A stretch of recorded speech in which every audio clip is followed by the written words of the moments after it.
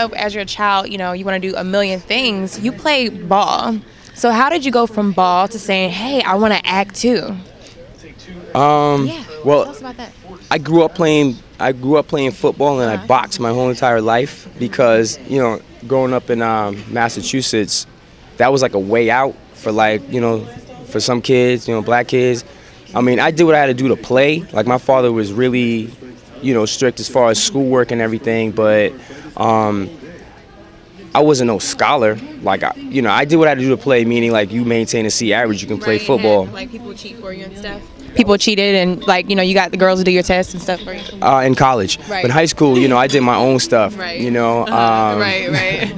Doesn't count. Doesn't count. College, that's real talk. Right. Cheat your way through. If you're an athlete, you got it all made, huh? It was nice. Right. That's probably why this interview is going so crazy, because I'm so dumb. No, I'm playing. You don't really have to look to people on TV or stuff happening on TV to say that's how my life should be, or that's where, you know, I want to go, like that's what's going to give me happiness. No, you have to do whatever it is that you have to do to make yourself happy. And like I mentioned to you before we started this interview, like my father said, once you find a job that you love, you'll never work another day in your life. So, like, I'm playing, but it's also a choice, Bridge, where, you know, you decide where you want your life to go. You know what I mean? And so many people are just like, I'm not, you know, I'm in this small town. Nobody knows me. I'm never gonna get discovered, or like there's no jobs, and it's sometimes people look towards like, oh, there's no jobs, or this town is small and crappy.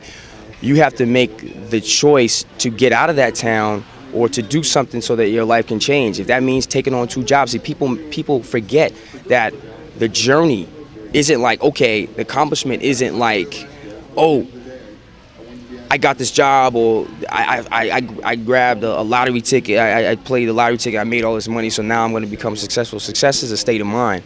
And so you have to do what you have to do to put yourself in a position to win. Right. You see what I'm saying? So, like, if you can't get out or you want to get out, then it's like, well, it's not about what's not happening. It's like, what aren't you doing? Right. It's like, well, I want to get out. I got no money, yada, yada, yada. It's just like, what you mean you ain't got no money?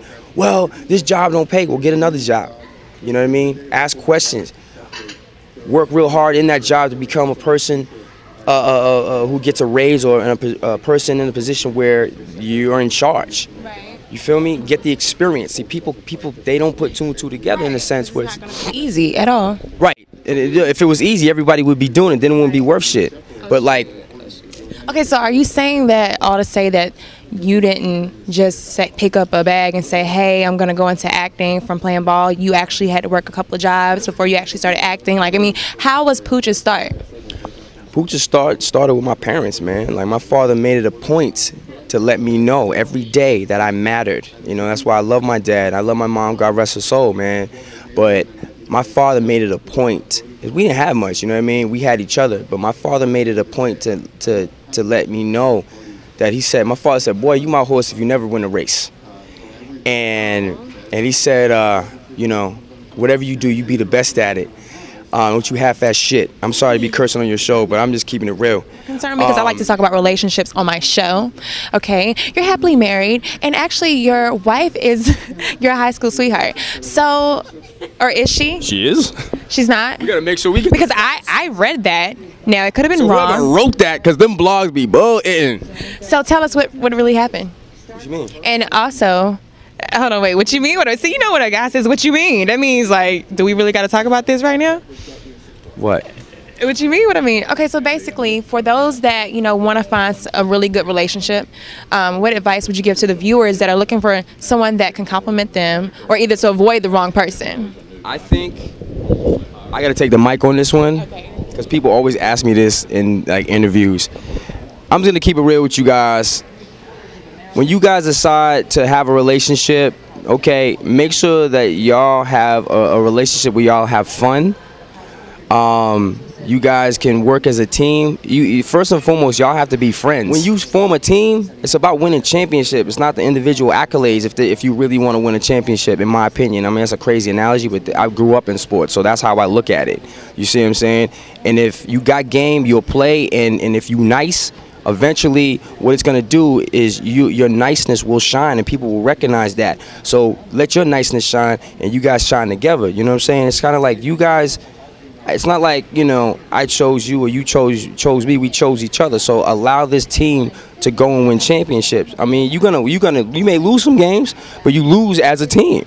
You see what I'm saying? And I just think that you got to be able to have fun, and sometimes it may be tough in a situation that I may be in or people in entertainment, because sometimes people either don't expect it to happen how it's happened for me. Like for me, I never knew that I would be where I'm at. I just wanted to work. You see what I'm saying? Feed my family. But when this type of stuff happens, sometimes the adjustment is hard, and therefore trying to adjust doesn't allow you to stay focused on the relationship that you guys have created, which causes problems. I'm not speaking for myself per se, but it is coming from a place where I have to share that with you guys. You see what I'm saying? It's about the team, you know what I mean? And it's about where you guys want to go together, not like, oh, he's getting more shine or she getting more shine. That's whack. That's what kills relationships. So I just wanted to throw that out there at y'all. Have fun with each other, laugh and joke, and just know that if like constructive criticism is coming through, make sure you compliment each other, and don't be afraid to say I love you. You know what I'm saying? Or don't be afraid to say, yo, I'm mad at you right now, as opposed to like holding a grudge or having. Communication is important. It's very important. And it's very important in life too, because I wouldn't be where I'm at by sitting here wondering, damn, do they like me? Am I gonna be able to move to the next seat? No, I never was afraid. It's like fear. Fear is whack. Get it out of here. You know what I mean? Somebody with trust issues. Get it out of here. Can we talk about the game? I mean, I'm kind of devastated that Melanie, and Derwin just ended it the way they did. I mean, I like the fact that they're together now, but I would like to see if that baby is really Derwin's, because I really feel like Janae is calling a bluff. I don't believe her.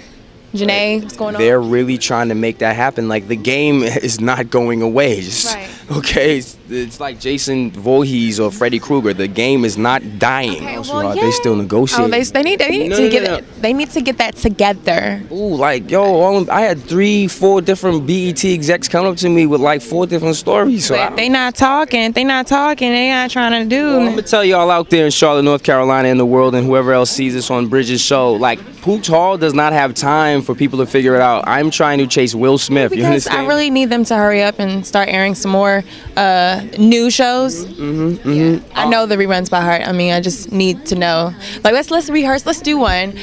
Derwin, we can't. Let's end scene. End scene. No, because I gotta make sure. If you talking careful, because whatever scene you talking about doing from the game, you know, we had a thing that we used to say on set. Which version is this? Is this the Showtime version? Is this the CW version? Or is this the version that's like, you know, the deleted scenes version, Bridge? This is the CW version. Because Tia's stuck to the CW version, but sometimes I like to go to the Showtime one. Oh, really? I didn't know about. No, Tia's my girl. Tia, right. What up? You know, much love to her and Corey out there in LA doing a real big. Tia's got a movie that's, I believe, coming out on Showtime. So you're just gonna plug everybody, huh? We got to. This is about Pooch right now. It is about I love Pooch. you guys. I love Tia and Gabrielle, but we got to keep it on Pooch right now. Time, press for time. Yeah. All right. So let's sing. This is CW. Okay. Derwin, I don't want you to have her baby. I want to have your baby. Well, when you took the pregnancy test, it came up negative, so maybe we should try and do it now so that it comes up positive. Hold on, wait. So I appreciate you being on the show. Thank you, Bridget. I appreciate you. The Bridgette Alese Show. Everybody watch. Stay tuned. It's getting sexy. Keep it sexy. Charlotte, North Carolina. I love y'all, but y'all get second place. Greensboro, where that?